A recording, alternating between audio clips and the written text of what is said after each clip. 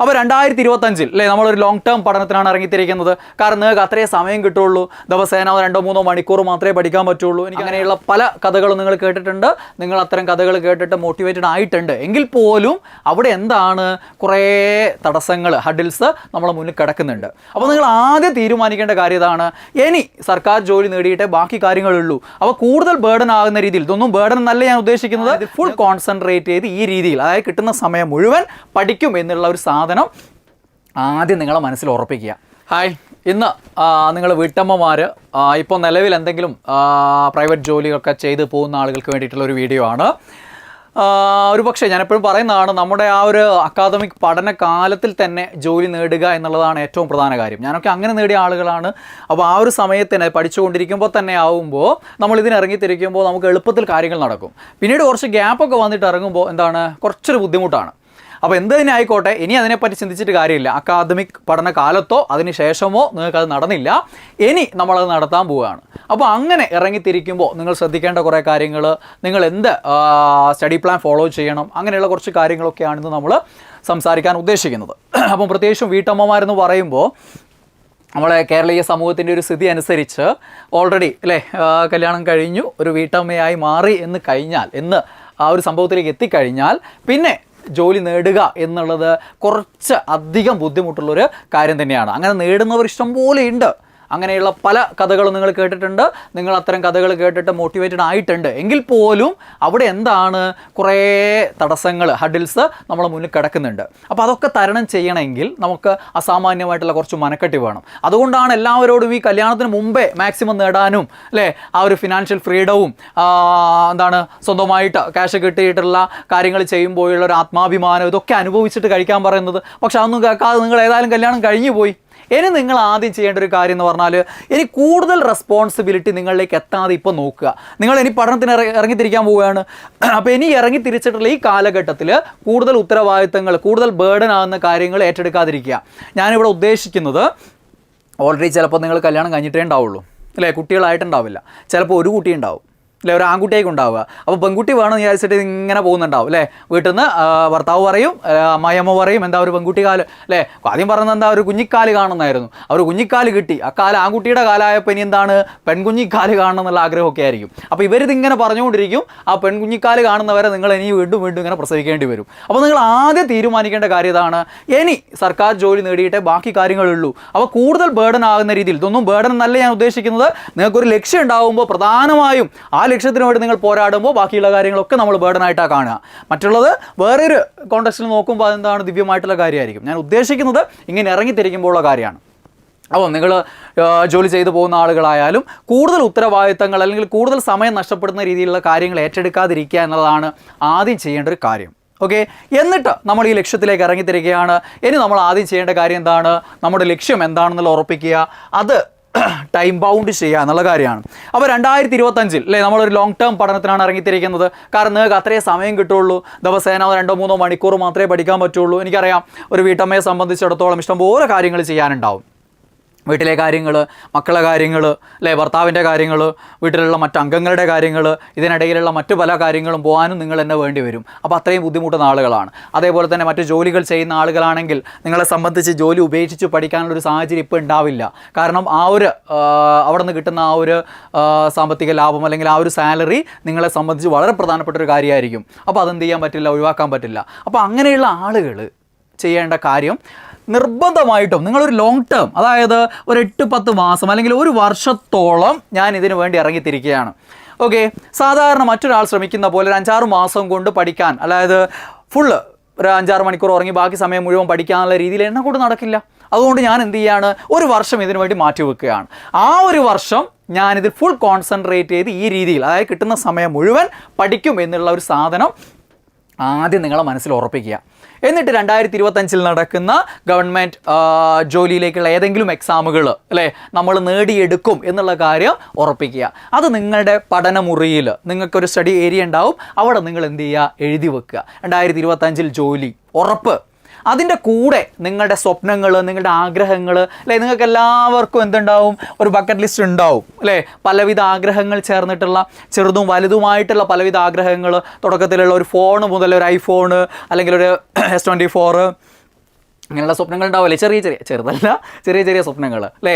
പിന്നെ എന്താ, വാഹനങ്ങൾ, സ്കൂട്ടറായാലും കാറായാലും അല്ലേ, അങ്ങനെയുള്ള പലവിധ വാഹനങ്ങളുടെ സ്വപ്നങ്ങളുണ്ടാവും. വീടിനെ പറ്റിയുള്ള സ്വപ്നങ്ങളുണ്ടാവും. ഒറ്റ നിലയിൽ നല്ല നടുമുറ്റമൊക്കെയുള്ള വീട്, അല്ലെങ്കിൽ 2 നിലയിലുള്ള വലിയ വീട്, അങ്ങനെയുള്ള പലവിധ സ്വപ്നങ്ങൾ നിങ്ങളെ സംബന്ധിച്ചുണ്ടാവും. ഇതല്ലാതെയും പലവിധ ചെറുതും വലുതുമായിട്ടുള്ള ഇഷ്ടംപോലെ സ്വപ്നങ്ങൾ നിങ്ങളുടെ മനസ്സിലുണ്ടാവും.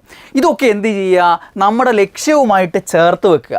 അതായത് ലക്ഷ്യം വേറൊരു വഴിക്കും, അതായത് ജോലി കിട്ടിയാൽ പറ്റും, ആ ഒരു സാധനം വേറൊരു വഴിക്കും, ആഗ്രഹങ്ങൾ സ്വപ്നങ്ങൾ ഇങ്ങനെ വേറൊരു വഴിക്കും പോയിട്ട് കാര്യമില്ല. കാരണം നിങ്ങളെന്താ ചെയ്യുന്നത്, പഠിക്കണം, ജോലി കിട്ടണം, അതിനുവേണ്ടി സൈഡിൽ കൂടെ ഇങ്ങനെ നോക്കുന്നുണ്ട് അല്ലേ, അതൊരു ഭാഗത്തോടെ ചെറുങ്ങനെ നടക്കുന്നു. കിടക്കുന്ന സമയത്ത് ഈ ആഗ്രഹങ്ങളെ പറ്റിയൊക്കെ ചിന്തിക്കുന്നുണ്ട്, അല്ലെങ്കിൽ പല സമയത്ത് ഇതിനെ പറ്റിയൊക്കെ ആലോചിക്കുന്നുണ്ട്. പക്ഷേ ഇത് രണ്ടും തമ്മിൽ എന്ത് ചെയ്യണം, ബന്ധിപ്പിക്കണം. അതായത് ഈ ഒരു സാധനം കിട്ടിയാലേ ഇതെനിക്ക് പൂർത്തീകരിക്കാൻ പറ്റുള്ളൂ, അല്ലെങ്കിൽ എന്നെക്കൊണ്ട് ഇത് നടക്കില്ല എന്നുള്ളൊരു സാധനം ഉണ്ടാക്കിയെടുക്കുക. ഓക്കെ, എന്നിട്ട് ഈ സാധനങ്ങൾ ഓരോന്നും ടൈം ബൗണ്ട് ചെയ്ത് വെക്കുക. ഇന്നത് നിങ്ങളുടെ സ്വപ്നങ്ങൾ, ഇന്ന ഫോണാണെങ്കിൽ അത്, ഇന്ന എന്താണ് വാഹനമാണെങ്കിൽ അത്, അല്ലെ, ഓരോന്നും ഇന്ന സമയം നേടും എന്നുള്ളത് ഈ ലക്ഷ്യത്തിൻ്റെ കൂടെ എഴുതി വെക്കുക. നിങ്ങളുടെ പഠനമുറിയിൽ നിങ്ങൾ എവിടെയാണോ പഠിക്കുന്നത് അവിടെ ഇതെന്ത് ചെയ്യുക, സെറ്റ് ചെയ്ത് വെക്കുക. ഓരോന്നും വർഷവും പറ്റുമെങ്കിൽ മാസവും, തീയതിയൊന്നും വേണ്ട, ഏകദേശം കണക്ക് അല്ലേ. നമ്മളിപ്പോൾ 25 ജോലി നേടുകയാണെങ്കിൽ 26 ഇന്ന ലക്ഷ്യം, 27 ഇന്ന ലക്ഷ്യം, 28 ഇന്നത്, 29 ഇന്നത്, അങ്ങനെ നിങ്ങൾക്ക് പൂർത്തീകരിക്കാനുള്ള സ്വപ്നങ്ങൾ. അത് നേടുന്ന പല കാര്യങ്ങളാവാം. ചിലപ്പോൾ എവിടെയെങ്കിലുമൊക്കെ യാത്ര പോലാവാം അല്ലേ, അല്ലെങ്കിൽ വീട്ടുകാർക്കോ നിങ്ങളെ ഏറ്റവും വേണ്ടപ്പെട്ട, നിങ്ങളെ ഏറ്റവും സഹായിച്ച, അല്ലെങ്കിൽ അങ്ങനെയുള്ള ആളുകൾക്ക് എന്തെങ്കിലും വാങ്ങിക്കൊടുക്കുന്ന കാര്യങ്ങളാവും. എന്തായാലും ആ കാര്യങ്ങൾ കൃത്യമായിട്ട് എഴുതി വെക്കുക, ടൈം ബൗണ്ട് ചെയ്യുക. ടൈം ബൗണ്ട് ചെയ്യുകയാണെങ്കിൽ നമുക്ക് കുറച്ചുകൂടി അത് നേടാനുള്ള ഒരു ത്വര കൂടുതലായിരിക്കും, നമ്മുടെ കഴിവ് കൂടുതലായിട്ട് നമ്മൾ യൂസ് ചെയ്യാൻ തുടങ്ങും. അല്ലാതെ ആഗ്രഹങ്ങൾ എല്ലാവർക്കും ഉണ്ടാവും അല്ലേ. ആഗ്രഹങ്ങളായി കണ്ട് എപ്പോഴെങ്കിലുമൊക്കെ ചിന്തിച്ച് തള്ളിവിടുന്നതും അതിനെ നിങ്ങളെ ലക്ഷ്യവുമായി കൂട്ടിച്ചേർത്ത് വെച്ച് അതിനുവേണ്ടി പോരാടുന്നതും തമ്മിൽ നല്ല വ്യത്യാസമുണ്ട്. നിങ്ങളുടെ കഴിവിൻ്റെ 100% നമുക്ക് എടുക്കാൻ നമ്മളിങ്ങനെ ഇത് പ്രചോദിപ്പിച്ചുകൊണ്ടേയിരിക്കും. അതുകൊണ്ട് ഈ ഒരു സാധനം നിർബന്ധമായിട്ടും എന്ത് ചെയ്യുക, നിങ്ങളുടെ പഠനമുറിയിൽ സെറ്റ് ചെയ്ത് വെക്കുക. എന്നിട്ട് നിങ്ങൾ എടുക്കേണ്ട പ്രതിജ്ഞ ഇതാണ്. നിങ്ങൾ 2 വിഭാഗക്കാരിലെ ഇപ്പം എന്നെ ശ്രവിക്കുന്നത്, ഒന്ന് വീട്ടമ്മമാർ. നിങ്ങൾ എടുക്കേണ്ട പ്രതിജ്ഞ നേരത്തെ പറഞ്ഞ കാര്യമാണ്. എന്ത്, കല്യാണം ഏതായാലും കഴിഞ്ഞു അല്ലേ. ഓക്കെ, ഇനി കുട്ടികൾ എന്നുള്ള ആ ഒരു വലിയ സ്വപ്നമാണ് അല്ലേ. പക്ഷെ അതിനേക്കാളും വലുതാണ് ജോലി എന്നുള്ള സ്വപ്നം. കാരണം സ്വന്തം കാലിൽ നിൽക്കുക എന്നുള്ളത്, ജീവിതം എങ്ങനെ മാറി നമുക്ക് പറയാൻ പറ്റില്ല. ഇപ്പം നിങ്ങൾ നല്ല കംഫർട്ട് സോണിലായിരിക്കും, നിങ്ങൾ ഭർത്താവ് സ്നേഹമുള്ളവരായിരിക്കും, വീട്ടുകാർ സ്നേഹമുള്ളവരായിരിക്കും, നിങ്ങൾക്ക് നല്ല ഫിനാൻഷ്യൽ സെറ്റപ്പ് ഉണ്ടാവും, ഒക്കെ ഉണ്ടാവും. പക്ഷേ ഇതൊക്കെ എന്നാണ് മാറിയാൽ നമുക്ക് പറയാൻ പറ്റില്ല. എത്ര സ്നേഹമുള്ള ആളുകളും ഒരിക്കൽ മാറാം. നിങ്ങളിപ്പോൾ എത്ര കംഫർട്ട് സോണിലാണെങ്കിലും അതൊക്കെ മാറുന്ന ഒരു ദിവസം വരും. അന്ന് നമ്മൾ ഇതിന് ശ്രമിക്കുമ്പോൾ ചിലപ്പോൾ അപ്പോഴേക്കും നമ്മളെ പ്രായമെല്ലാം കഴിഞ്ഞിട്ടുണ്ടാവും. അന്ന് ഈ കഴിവൊന്നും നിങ്ങൾക്ക് ഉണ്ടാവില്ല. നിങ്ങളുടെ ഓർമ്മശക്തിയൊക്കെ ക്ഷയിച്ചു തുടങ്ങിയിട്ടുണ്ടാവും. അപ്പോൾ ഇത് മുൻകൂട്ടി കണ്ടുകൊണ്ട് നമ്മൾ ആ തീരുമാനം എടുക്കണം. ഓക്കെ, നമ്മുടെ കേരളീയ സമൂഹത്തിൻ്റെ രീതി വെച്ച് നമ്മളൊക്കെ ചിന്ത എന്താ, കല്യാണം കഴിക്കുക, കുട്ടികളുണ്ടാക്കുക, അല്ലെ ആണിനുണ്ടാക്കുക, പെണ്ണിനുണ്ടാക്കുക, തലമുറ സമ്പാദനം അല്ലെ, ഇതിങ്ങനെ പോവുക, പെണ്ണുങ്ങളുടെ ചുമതല അതായി മാറിയ ഒരു രീതിയാണ് നമ്മുടെ സമൂഹത്തിലുള്ളത്. അതിന് ചെറിയ മാറ്റങ്ങളൊക്കെ ഇപ്പോൾ വരുന്നുണ്ട്. നിങ്ങൾ തന്നെ പല രീതിയിലെല്ലാം മാറ്റം വരുത്താൻ ശ്രമിച്ചുകൊണ്ടിരിക്കുന്നുണ്ട്. എങ്കിലും നിങ്ങൾ ആ ഒരു തീരുമാനം കൃത്യമായിട്ട് എടുക്കുക. കല്യാണം ഏതായാലും കഴിഞ്ഞു പോയി, അത് സാറൊന്നും പറഞ്ഞ് കേൾക്കാണ്ട് ഞാൻ ചാടിക്കയറി കഴിച്ചു അല്ലേ. ഇനി കുട്ടികൾ എന്നുള്ള ആ ഒരു സാധനം ഞാൻ ഈ ലക്ഷ്യത്തിൽ എത്തിയതിന് ശേഷം മാത്രം എന്നുള്ള തീരുമാനം എടുക്കുക. എന്ന് വെച്ച് കഴിഞ്ഞാൽ 1 കൊല്ലം ഞാൻ പഠനത്തിന് വേണ്ടി മാറ്റി വെക്കുന്നു. ആ പഠിച്ച റാങ്ക് ലിസ്റ്റിൽ ഉൾപ്പെട്ടതിന് ശേഷം ഓക്കെ നടന്നോട്ടെ, കുഴപ്പമില്ല. ജോലി കിട്ടിയതിന് ശേഷം മാത്രം വേണം നിർബന്ധമൊന്നുമില്ല. റാങ്ക് ലിസ്റ്റ് ഉൾപ്പെട്ട് കഴിഞ്ഞാൽ നിങ്ങൾക്ക് എന്ത് ചെയ്യാം, സംഭവം നോക്കാം. ഓക്കെ, അപ്പോൾ ആ രീതിയിൽ എന്ത് ചെയ്യുക, ഒരു പ്രതിജ്ഞ എടുക്കുക. ഉറപ്പായിട്ടും എടുക്കുമോ, ധൈര്യമുണ്ടോ നമുക്ക്? ഈ ഓഫ്ലൈൻ ക്ലാസ്സുകളിലും സെമിനാറുകളിലൊക്കെ പോകുമ്പോൾ ഞാൻ അവരെ കൊണ്ട് എടുപ്പിക്കാറുണ്ട്. ഓക്കെ, അവരൊക്കെ അത് എടുക്കും, ആ പ്രതിജ്ഞ എടുക്കുകയും ചെയ്യും അല്ലെ. എണീച്ച് നിന്ന് കൈ ഉയർത്തിയിട്ടൊക്കെ പറയാറുണ്ട്. നിങ്ങൾ ഇപ്പോൾ എൻ്റെ മുന്നിൽ ഇരുന്നു കൊണ്ട് അല്ലെ, വീട്ടിലിരുന്നു കൊണ്ട് ഈ പ്രതിജ്ഞ ഒന്ന് എടുക്കുക. എന്താണ്, ഇനി സർക്കാർ ജോലി നേടിയിട്ടെ, പറയുന്നുണ്ടോ, സർക്കാർ ജോലി നേടി അല്ലേ, സർക്കാർ ശമ്പളം വാങ്ങിക്കൊണ്ടേ ഞാൻ പ്രസവിക്കുള്ളൂ. അതിനി 1ാമത്തായാലും 2ാമത്തായാലും 3ാമത്തായാലും ഒന്ന് പ്രസവിച്ചു പോയവരും ഈ പ്രതിജ്ഞ എടുക്കുക. ഇനിയൊരു കുട്ടി ഉണ്ടെങ്കിൽ അത് അന്നേരം. കാരണം ഇതെന്താണ്, നമ്മളെ സംബന്ധിച്ച് കുറച്ചുകൂടെ ബുദ്ധിമുട്ടുകൾ കൂടുന്ന ഒരു സാധനമാണ്. എന്ന് വെച്ച് കഴിഞ്ഞാൽ ഞാൻ ആ നെഗറ്റീവായിട്ട് കാണരുതേ. നിങ്ങൾ എല്ലാവർക്കും ആഗ്രഹം ഉണ്ടാകുന്ന കാര്യങ്ങളൊക്കെ തന്നെയായിരിക്കും. പക്ഷേ നിങ്ങളുടെ ലക്ഷ്യം നിങ്ങളെ അത്രയും പ്രചോദിപ്പിക്കുന്നുണ്ടെങ്കിൽ, ഇത് നിങ്ങൾക്ക് അത്യാവശ്യമായിട്ട് വേണ്ടൊരു കാര്യമാണെങ്കിൽ നിങ്ങൾ ഉറപ്പായിട്ടും അങ്ങനെയുള്ള ചില കാര്യങ്ങൾക്ക് മാറ്റിവെക്കലുകൾ നടത്തേണ്ടി വരും. അല്ലെങ്കിൽ അതിൻ്റെ സമയം ഒന്ന് നീട്ടിയെടുക്കേണ്ടി വരും. അങ്ങനെ ചെയ്യുന്നവരൊക്കെ തന്നെയാണ് എന്നും വിജയിച്ചിട്ടുള്ളത്. എന്തെങ്കിലുമൊക്കെ ചില കാര്യങ്ങൾ ത്യജിക്കുകയോ, ഞാൻ എപ്പോഴും പറയുന്നൊരു വാചകമല്ലേ അത്, ചില കാര്യങ്ങൾ ത്യജിക്കുകയോ മാറ്റിവെക്കുകയോ ചെയ്യുന്നവരൊക്കെ തന്നെയാണ് ജീവിതത്തിൽ വിജയിക്കുന്നത്. എല്ലാം ഒരേപോലെ കൊണ്ടുപോയിക്കൊണ്ട് വിജയിക്കാൻ നിന്ന് കഴിഞ്ഞാൽ കുറേ ടൈം എടുക്കണ്ടാവും, കുറേ സമയം. വിജയിക്കില്ല എന്നും പറയുന്നില്ല, പക്ഷെ നമ്മൾ വിചാരിക്കുന്ന പോലെ നമുക്കതിലേക്ക് എത്താൻ പറ്റില്ല. അതുകൊണ്ട് എന്ത് ചെയ്യുക, ആ ഒരു പ്രതിജ്ഞ എല്ലാവരും എടുക്കുക. അതേപോലെ പ്രൈവറ്റ് ജോലി ചെയ്യുന്നവർ നിർബന്ധമായിട്ട് എടുക്കേണ്ട ഒരു സാധനം, നിങ്ങൾ ആണുങ്ങളാണെങ്കിൽ ഉറപ്പായിട്ടും ഇത് കിട്ടിയിട്ടുണ്ടെങ്കിൽ, ഒരു സർക്കാർ ജോലി ഉണ്ടെങ്കിൽ ഇപ്പം ഇന്ന് പെണ്ണുള്ളൂ എന്നുള്ള അവസ്ഥയാണ്. അല്ലെങ്കിൽ അത്രയും നല്ല പ്രൈവറ്റ് ജോലിയൊക്കെ ആയിരിക്കണം. ആ ഒരു അവസ്ഥയിലാണ് നമ്മുടെ സമൂഹം ഇന്നുള്ളത്. എല്ലാവരും ഗവൺമെൻറ് ജോലി വേണം. ഗവൺമെൻറ് ജോലി ആകെ 10-25,000 രൂപ സാലറി വാങ്ങുന്നവനായാലും കുഴപ്പമില്ല. പക്ഷേ പ്രൈവറ്റ് ജോലിക്കാരൻ 50-75 ഒന്ന് വാങ്ങുന്നുണ്ടെങ്കിലും അതിനേക്കാളും പ്രാധാന്യമുള്ളതായിട്ട് നമ്മുടെ നാട്ടിലുള്ള പാരൻസ് കാണുന്ന എന്താണ്, സർക്കാർ ജോലിയാണ്. ആ ഒരു രീതി നിലവിൽ നാട്ടിലുണ്ട്. അപ്പോൾ നിങ്ങൾ ഇത് നേടിയാലേ നിങ്ങൾക്ക് കിട്ടും എന്നുള്ളതുകൊണ്ട് നിങ്ങൾ അതിൽ പ്രതിജ്ഞ എടുക്കേണ്ട ഒരു ആവശ്യമൊന്നുമില്ല. പക്ഷേ ഒരു കാര്യം നിങ്ങൾ ചിന്തിക്കുക, ഇന്ന് അല്ലേ പ്രൈവറ്റ് ജോലിയും ഗവൺമെൻറ് ജോലിയും തമ്മിൽ കുറേ വ്യത്യാസങ്ങളുണ്ട്. നിങ്ങൾക്കറിയാം, ഒരു പക്ഷേ പല പ്രൈവറ്റ് ജോലിക്കും ഗവൺമെൻറ് ജോലിയേക്കാൾ സാലറി ഒക്കെ കിട്ടുമായിരിക്കും. പക്ഷേ എന്താണ്, ഒരു സുരക്ഷിതത്വം അല്ലേ, ഒരു എന്താണ് അരക്ഷിതാവസ്ഥ എന്നും നിങ്ങളെ പിന്തുടർന്നു കൊണ്ടേയിരിക്കും. ഇത് നഷ്ടപ്പെടുമോ അല്ലേ, അവിടെ നിങ്ങൾ എപ്പോഴും എന്താണ് ഒരു മേലാള മനോഭാവത്തോടുകൂടിയുള്ള കുറേ ആളുകളുണ്ടാവും. അവർക്ക് കീഴ്പ്പെട്ട് നിൽക്കേണ്ട ഒരു അവസ്ഥ നമുക്ക് ഉണ്ടാവും. കാരണം ഒരു പേടി ഉണ്ടാവും, ഇതിൻ്റെ ജോലി നഷ്ടപ്പെടുമോ എന്നുള്ള പേടി നിങ്ങൾക്ക് എന്നും ജീവിതകാലം മുഴുവൻ ഉണ്ടാവും. പക്ഷേ ഇവിടത്തേക്ക് വന്നു കഴിഞ്ഞാൽ നിങ്ങൾക്ക് കുറച്ചുകൂടെ എന്തായി, സെക്യൂർഡായി, ലൈഫ് സെക്യൂർഡായി അല്ലേ, കാര്യങ്ങൾ എന്തായി, അത് അതിൻ്റേതായ രീതിയിൽ എല്ലാ മാസവും ശമ്പളം കിട്ടുന്നു, പിന്നീട് അങ്ങോട്ട് അല്ലേ പെൻഷൻ വരുന്നു, അങ്ങനെ ലൈഫ് കുറച്ചുകൂടെ സെക്യൂർഡാവും. സെക്യൂർഡ് ലൈഫായിരിക്കും. പക്ഷെ എന്തായിരിക്കും, വലിയ വർണ്ണശബളമായ ലോകമൊന്നും ആയിരിക്കില്ല. വർണ്ണശബളമായ ലോകത്തേക്ക് എത്തണമെങ്കിൽ നമ്മൾ എന്ത് ചെയ്യേണ്ടി വരും ചിലപ്പോൾ. അതാണ് അടുത്ത കാര്യം. അതിനുള്ള ഓപ്ഷൻ നിങ്ങൾക്ക് ഇത് നേടിക്കഴിഞ്ഞാൽ നിങ്ങൾക്ക് എന്ത് ചെയ്യാൻ പറ്റും, നിങ്ങൾക്ക് വേറെ എന്തെങ്കിലും കഴിവുണ്ടെങ്കിൽ, നിങ്ങളുടെ പാഷന് പുറകെ പോകണമെങ്കിൽ നിങ്ങൾക്ക് എന്ത് ചെയ്യാം, ലീവ് എടുത്ത് അതിന് പുറകെ പോകാം. അപ്പോൾ അവിടെ നിങ്ങൾക്ക് കൂടുതൽ സ്വീകാര്യത കിട്ടും. കാരണം എന്താ, നിങ്ങൾ ഈ സർക്കാർ ജോലി നേടിയിട്ട് ഇറങ്ങിത്തിരിക്കുന്ന ആളാണ്. സർക്കാർ ജോലിക്ക് സമൂഹം അത്രയും പ്രാധാന്യം കൊടുക്കുന്നുണ്ട്. അപ്പോൾ അവിടെ നിന്ന് വരുന്ന ഒരാൾക്ക് ഏത് മേഖലയിലേക്ക് കടക്കുമ്പോഴും എന്ത് കിട്ടും, കൂടുതലൊരു ആക്സെപ്റ്റൻസ് കിട്ടും, ഒരു സ്വീകാര്യത കിട്ടും. അതുകൂടെ ഇതിനെ കൊണ്ടുള്ള ഗുണമാണ്. നിങ്ങളുടെ അന്തിമ ലക്ഷ്യം ഇതെല്ലാം തന്നെ വെക്കുക. പക്ഷേ നിങ്ങൾ ഏത് ലക്ഷ്യത്തിലേക്ക് ഇറങ്ങിത്തിരിക്കുമ്പോഴും അവിടെ നിങ്ങൾക്ക് അല്ലേ കുറച്ചുകൂടെ ഈസിലി നിങ്ങൾക്ക് മുന്നോട്ട് പോകാൻ പറ്റുമെന്നുള്ളതാണ് ഇത് നേടിക്കഴിഞ്ഞാലുള്ളൊരു ഗുണമെന്ന് പറയുന്നത്. അപ്പം നിങ്ങൾ എന്ത് ചെയ്യുക, പ്രതിജ്ഞ എടുക്കുക. പ്രൈവറ്റ് ജോലിക്കാരും പ്രതിജ്ഞ എടുക്കുക. ഇപ്പോൾ അല്ലേ ജോലി ചെയ്യുന്ന ആ ഒരു ഓഫീസിൽ നിങ്ങൾ നേരിടുന്ന കുറേ ബുദ്ധിമുട്ടുകളും പ്രശ്നങ്ങളൊക്കെ ഉണ്ടാവും. ഇവരാരും അറിയാതെ പഠിച്ച് അവസാനം ജോലി നേടി അഡ്വൈസ് മെമ്മോ കിട്ടിയിട്ട് ഓഫീസിൽ നിന്ന് പറയുന്ന ആ ഒരു ദിവസം ഉണ്ടല്ലോ അല്ലേ, ഇവരോട് ഇനി ഞാനിത് റിസൈൻ ചെയ്യാം എന്ന് പറയുന്ന അല്ലേ അവന്മാർ അങ്ങ് സ്തബ്ധ, ഇയാളോ ഇവനോ അല്ലെങ്കിൽ ഇവളോ ഇതിന് വേണ്ടിയിട്ട് പഠിച്ചിട്ടുണ്ടായിരുന്നോ എന്ന് ഞെട്ടിപ്പോകുന്ന ഒരു ദിവസമുണ്ട് അല്ലേ. ആ ഒരു ദിവസം കൊണ്ടുവരും എന്നുള്ള ഒരു പ്രതിജ്ഞ നിങ്ങളും എടുക്കുക. ഓക്കെ, എന്നിട്ട് ഇതിനങ്ങോട്ട് ഇറങ്ങിത്തിരിക്കുക എന്നുള്ളതാണ്. അപ്പോൾ നമ്മൾ ഒരു ലോങ് ടേം പരിപാടിക്ക് ഇറങ്ങിത്തിരിക്കുമ്പോൾ നമുക്ക് ഏറ്റവും വേണ്ടിയ കാര്യം എന്ന് പറയുന്നത് ഇത്തിരി ക്ഷമ വേണമെന്നുള്ള. ഇതില്ലാത്ത ആളുകളാണ് ഭൂരിഭാഗവും നമ്മുടെ നാട്ടിലുള്ള ഉദ്യോഗാർത്ഥികൾ. അപ്പോൾ ഇറങ്ങിത്തിരിക്കും അല്ലേ, 1-2 മാസം പഠിക്കും, നടക്കാതെ ഇട്ടേച്ച് പോവും. എന്നിട്ട് എന്ത് ചെയ്യും, PSCനെയും അല്ലേ പഠിപ്പിച്ച ആൾക്കാരെയും ആപ്പിനെയും പിന്നെന്താ ഓഫ്ലൈൻ സെൻറ്ററുകളെയും PSC മേഖലയെ മൊത്തം സർക്കാരിനെ മൊത്തം കുറ്റം പറഞ്ഞുകൊണ്ട് ഇങ്ങനെ നടക്കും. കാരണം എന്താ, ഭൂരിഭാഗവും കിട്ടാത്ത ആളുകളാണ്. ലക്ഷങ്ങൾ മത്സരിക്കുന്നു, ആയിരങ്ങൾക്കേ കിട്ടുള്ളൂ. അപ്പോൾ സ്വാഭാവികമായിട്ടും പറയാൻ കൂടുതലുള്ള ആളുകൾ ആരാളുള്ളത്, കിട്ടാത്തവരല്ലേ ഉള്ളത്. അപ്പോൾ അവർ പറയുന്നത് നമ്മൾ കൂടുതൽ ഉച്ചത്തിൽ കേൾക്കും, കിട്ടിയവർ പറയുന്നത് നമ്മൾ അറിയില്ല, എണ്ണം കുറവാണ്. അതാണ് സംഭവം. അപ്പോൾ ആ ഒരു സാധനത്തിന് ഇറങ്ങിത്തിരിക്കുമ്പോൾ ഇവിടെ നിലനിന്ന് പോകാനുള്ള ക്ഷമയോടുകൂടി വേണം നമ്മൾ ഇതിന് ഇറങ്ങിത്തിരിക്കാൻ. ഓക്കെ, ഗവൺമെൻറ് ജോബും പ്രൈവറ്റ് ജോബും തമ്മിലുള്ള വ്യത്യാസങ്ങൾ കുറേ ഉണ്ട്. ഞാൻ അതിലേക്ക് ഡീറ്റെയിൽ ആയിട്ട് പോകുന്നില്ല. കുറച്ച് കാര്യങ്ങളൊക്കെ ഞാൻ പറഞ്ഞു അല്ലേ, സേഫ്റ്റി എന്നുള്ളത്, സുരക്ഷിതാവസ്ഥ എന്നുള്ളത്, പിന്നെ സമൂഹത്തിൽ കിട്ടുന്ന സ്റ്റാറ്റസ് അല്ലേ. പ്രൈവറ്റ് ജോലിയിൽ നിങ്ങൾ എത്ര ലക്ഷങ്ങൾ ഉണ്ടാക്കിയാലും അതേസമയം നിങ്ങളൊരു സർക്കാർ ജോലിക്കാരനാണെങ്കിൽ നിങ്ങൾക്ക് കിട്ടുന്ന അന്തസ്സ് വ്യത്യാസമുണ്ട്. നിങ്ങൾക്ക് കിട്ടുന്ന എന്താണ് നമ്മളെ ആളുകൾ കാണുന്ന ഒരു രീതി ഉണ്ടല്ലോ, നോക്കിക്കാണുന്ന രീതി, അതിനൊരു മാറ്റമുണ്ട് അല്ലേ. ഇന്ന ആൾ നിങ്ങളുടെ പേരിൽ നിങ്ങളുടെ വീട്ടുകാരും കുടുംബക്കാരൊക്കെ അറിയപ്പെടാൻ തുടങ്ങും. ഇന്ന ഓഫീസിൽ വർക്ക് ചെയ്യുന്ന അല്ലെങ്കിൽ ഇന്ന പഞ്ചായത്തിലെ ക്ലർക്കിൻ്റെ കുട്ടിയില്ലേ 11ല്ലേ അല്ലേ, പഞ്ചായത്തിലെ ക്ലർക്കാണ്, ഓളെ അച്ഛനത് അല്ലെങ്കിൽ ഓളെ അമ്മയാണത് എന്നുള്ള രീതിയിൽ പറയാൻ തുടങ്ങും. അപ്പോൾ അങ്ങനെയുള്ള കുറേ മാറ്റങ്ങൾ വരാൻ തുടങ്ങും. അപ്പോൾ നമ്മൾ നേടണം എന്നുള്ള ആ ഒരു തീരുമാനത്തോടു കൂടി ഇറങ്ങി തിരിച്ചു കഴിഞ്ഞാൽ പിന്നെ നമ്മൾ ആദ്യം ചെയ്യേണ്ട കാര്യം എന്താണ്, പഠിക്കാനുള്ള ടൈം കണ്ടെത്താനുള്ളതാണ്. കാരണം നിങ്ങളെ സംബന്ധിച്ചുള്ള പ്രശ്നം അതാണ്. വീട്ടമ്മമാർ, പ്രൈവറ്റ് ജോലി ചെയ്യുന്ന ആളുകൾ, സമയമാണ് നിങ്ങളുടെയൊക്കെ മെയിൻ പ്രശ്നം. കാരണം നിങ്ങളുടെ ചിന്തയിൽ ആദ്യം വരുന്ന നിങ്ങൾ ഇതിനെ ഇറങ്ങിത്തിരിക്കാതിരിക്കാനുള്ള ആദ്യ സാധനം ഇതാ, ഇഷ്ടം പോലെ മണിക്കൂറുകൾ പഠിക്കാൻ മാത്രമായിട്ടിരുന്ന് അല്ലേ പഠിക്കുന്നവനില്ലേ, 5-6 മണിക്കൂർ ഉറങ്ങുന്നു, ബാക്കി 10-15 മണിക്കൂറില്ല, 24-ൽ 6-7 അല്ലെങ്കിൽ 8 മണിക്കൂർ ഉറങ്ങുന്നു, ബാക്കി 16 മണിക്കൂറും ഇരുന്ന് പഠിക്കുന്ന ആൾക്കാരില്ലേ, ഇവരൊക്കെ ഇടയിൽ എനിക്കെങ്ങനെയാണ് കിട്ടുക എന്നുള്ള ചിന്തയാണ്. അപ്പോൾ ആദ്യം നിങ്ങൾ ആ കമ്പാരിസൺ ഒഴിവാക്കുക, മറ്റുള്ളവരുമായിട്ട് താരതമ്യം ചെയ്യുന്ന കാര്യം ഒഴിവാക്കുക. അങ്ങനെ ഒരു താരതമ്യത്തിന് ഇറങ്ങി തിരിച്ചാൽ നമ്മൾ ഒരു മേഖലയിലും വിജയിക്കില്ല. ഞാൻ പണ്ട് ഇതിന് ഇറങ്ങിത്തിരിക്കുമ്പോൾ എനിക്ക് അങ്ങനെ ചിന്തിച്ചാൽ മതിയായിരുന്നു. എന്നാൽ എന്താ, എൻ്റെ കൂടെ എന്നെക്കാളും മാർക്ക് നേടി എത്ര പേരുണ്ട് അല്ലേ, അപ്പോൾ പിന്നെ എനിക്കിത് മത്സരിച്ചാൽ കിട്ടുമോ? ആ ഒരു ചിന്ത നമ്മൾ വന്നാൽ തന്നെ നമ്മൾ തോറ്റു. അതുകൊണ്ട് ആദ്യം ആ സാധനം ഒഴിവാക്കുക.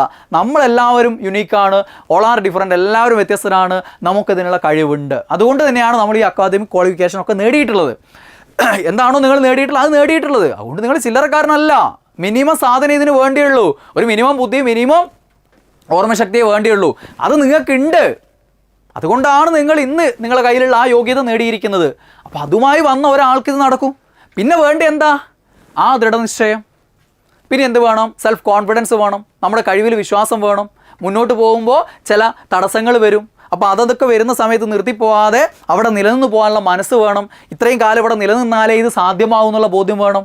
പലരും പലതും പറയും ഇതിനിടയിൽ, അവർക്കേ കിട്ടുള്ളൂ, ഇവർക്കേ കിട്ടുള്ളൂ, പാർട്ടിക്കാർക്കേ കിട്ടുള്ളൂ, ഇവർക്കേ കിട്ടുള്ളൂ, അങ്ങനെ കിട്ടുള്ളൂ, അതിന് അത് വേണം, ഇത് വേണം, അത്ര ബുദ്ധി വേണം, ഇത്ര ബുദ്ധി വേണം, 100 കൂട്ടം കാര്യങ്ങളുണ്ടാവും.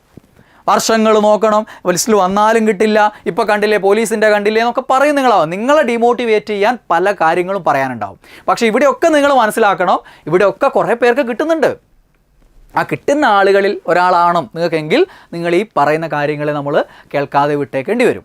അങ്ങനെയുള്ള ജൽപ്പനങ്ങളെ അത് അർഹിക്കുന്ന അവജ്ഞയോടുകൂടി നമ്മൾ അവഗണിച്ചാൽ മാത്രമാണ് നമുക്ക് മുന്നോട്ട് പോകാൻ പറ്റുള്ളൂ.